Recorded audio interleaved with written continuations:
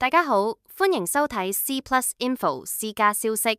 呢度係你每日掌握英國同國際消息嘅粵語新聞台。我哋為華人觀眾提供近期嘅政治、經濟、科技、文化同社會相關新聞。響睇片之前，請大家先免費訂閱同俾個 like， 我哋仲可以 share 條片俾朋友，作為鼓勵我哋製作影片嘅動力。多謝大家支持。今日為大家報道嘅焦點新聞包括：英格蘭同威爾斯囚犯可於服刑1/3之後獲釋；英國政府計劃將12000個公務員職位遷出倫敦；英國政府推出 AI 工具 Consult， 以加速公共諮詢過程；至少5名議員決定反對英格蘭同威爾斯嘅協助死亡法案；特朗普宣布解除對敘利亞嘅制裁，同新總統會晤；馬斯克參與特朗普中東之行，推動 Starlink 同機器人技術。Starlink 將會為蘇格蘭火車提供互聯網服務。英格蘭同威爾斯囚犯可於服刑1/3之後獲釋，以緩解監獄擁擠。根據衛報報道，英國政府宣布，英格蘭同威爾斯嘅囚犯若果表現良好並參與工作、培訓或教育計劃，可以喺服刑1/3之後獲得假釋。此改革旨在緩解監獄擁擠問題，取代現行自動釋放於服刑40%嘅制度。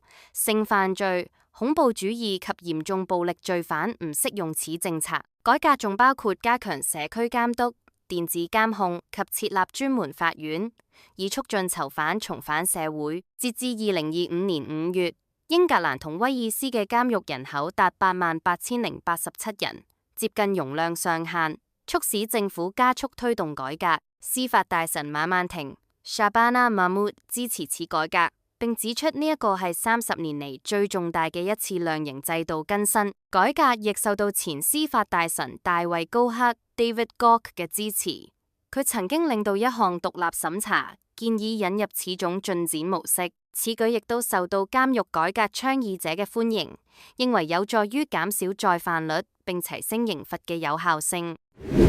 英國政府計劃將12000個公務員職位遷出倫敦。根據《泰晤士報》The Times， 英國政府宣布將喺2030年前把12000個公務員職位從倫敦遷至全國13個地區，包括曼徹斯特、阿伯丁等地。此舉旨在節省每年9400萬英鎊嘅辦公成本，並喺5年內為地方經濟帶嚟7.29億英鎊嘅增長。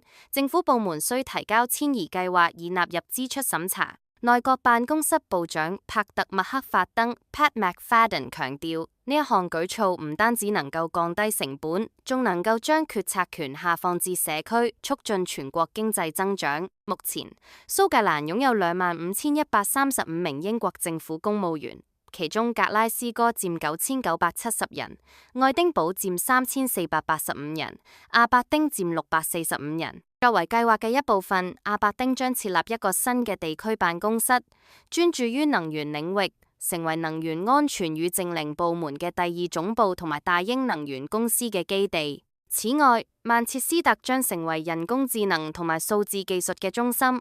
其他城市如伯明翰、利茲、卡迪夫同埋貝爾法斯特亦都將受益於此計劃。政府估計呢一啲遷移將喺2030年前為13個地區帶嚟7.29億英鎊嘅經濟效益。公務員工會對此計劃表示支持，但要求確保公平對待，包括唔進行強制裁員同提供靈活嘅工作選擇。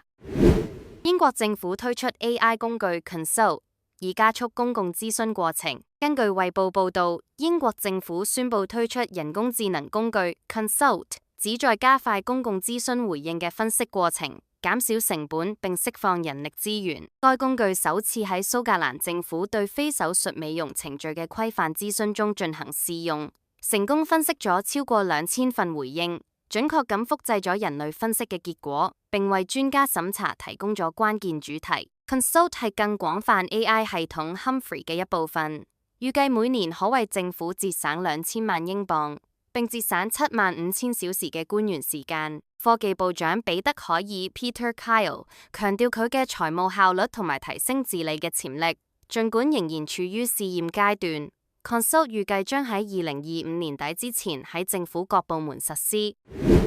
至少5名議員決定反對英格蘭同威爾斯嘅協助死亡法案。根據衛報報導，英國下議院有至少5名此前喺協助死亡法案上棄權嘅議員，已決定喺下次投票入邊反對該法案。該法案由工黨議員金利德比特 （Kim Leadbeater） 提出，允許預計喺6個月內死亡嘅絕症患者喺2名醫生同專家小組嘅批准之下尋求協助死亡。儘管另有2名議員轉而支持該法案，但支持者仍然對法案嘅前景保持謹慎樂觀。下一次對該法案修正案嘅辯論同投票預計將會喺5月16號進行，可能喺6月13號同20號進行進一步嘅會議。該法案此前以55票嘅多數通過咗初步投票。特朗普宣布解除對敘利亞嘅制裁，同新總統會晤。根據衛報報導，特朗普總統喺沙特阿拉伯會見咗敘利亞新任總統艾哈邁德阿爾沙拉阿 Ahmed al-Sharaa， 並宣布美國將解除對敘利亞嘅制裁。特朗普表示，此舉將為敘利亞提供偉大嘅機會，並鼓勵該國加入亞伯拉罕協議，同以色列建立外交關係。馬斯克參與特朗普中東之行，推動 Starlink 同機器人技術。喺特朗普總統訪問沙特阿拉伯期間，馬斯克展示咗特斯拉嘅 Optimus 機器人，並宣布 Starlink 衛星互聯網將喺沙特嘅海事同埋航空領域提供服務。此外，佢仲表達咗喺沙特推出特斯拉自動駕駛出租車嘅意願。Starlink 將會為蘇格蘭火車提供互聯網服務。馬斯克嘅 Starlink 衛星互聯網服務將喺蘇格蘭北部嘅火車上進行為期6個月嘅試點計劃。該項目旨在改善偏遠地區嘅數字連接，為乘客提供 Wi-Fi、GPS 跟蹤同埋實時閉路電視。如果試點成功，該服務可能擴展到蘇格蘭嘅其他地區。大家對呢啲新聞有乜嘢意見呢？歡迎大家留言俾我哋。以上就係我哋今日為你整理嘅英倫消息簡報。記得俾 Like、Share、撳個小鈴鐺，仲要免費訂閱我哋私家消息。咁就唔會錯過任何新片啦，每日同你一齊掌握最新資訊。我哋下次見，拜拜。